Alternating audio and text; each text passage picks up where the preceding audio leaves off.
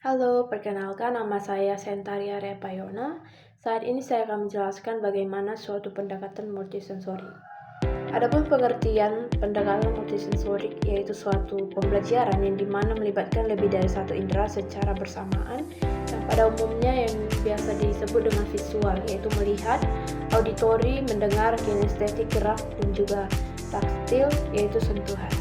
Yang dimana membantu siswa memahami, memproses, dan juga mengingat informasi dengan lebih efektif.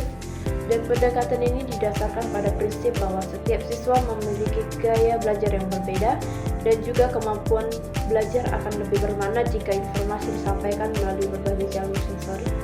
Bukan hanya satu cara, misalnya ceramah saja.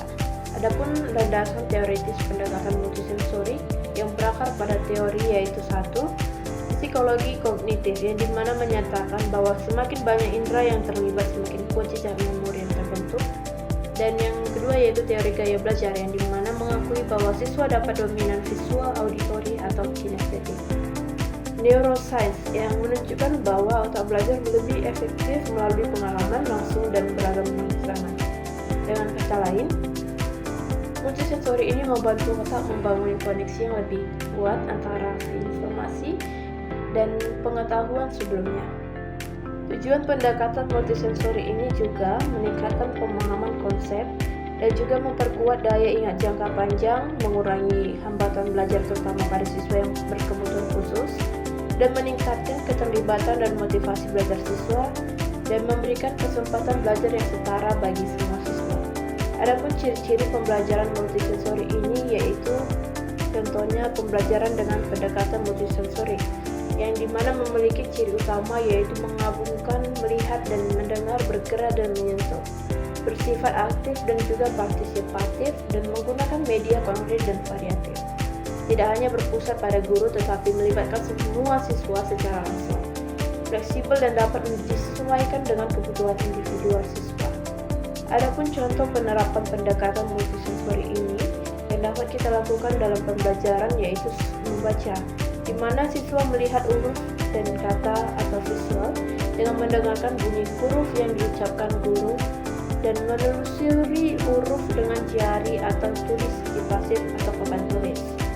Pendekatan ini sangat efektif untuk siswa dengan disleksia atau gangguan membaca.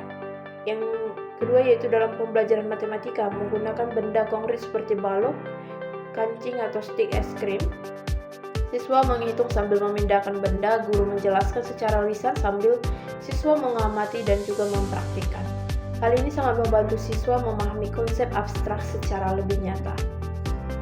Yang ketiga yaitu dalam pembelajaran IPA, melakukan eksperimen langsung dan juga mengamati dan menyentuh dan memanipulasi alat pendiskusi hasil pengamatan secara lisan. Mencatat hasil dengan gambaran atau tulisan. Dan peran pendekatan multisensori ini juga dalam pendidikan inklusif.